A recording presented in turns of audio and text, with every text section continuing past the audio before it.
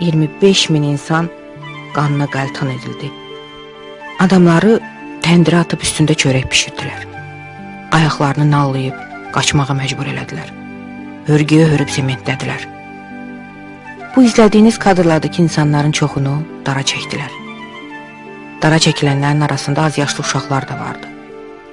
Şah qoşunu ilə Ərdəbilə girəndə bir Azərbaycanlını qabağında qurban kəsdilər. Bunlar faktdır.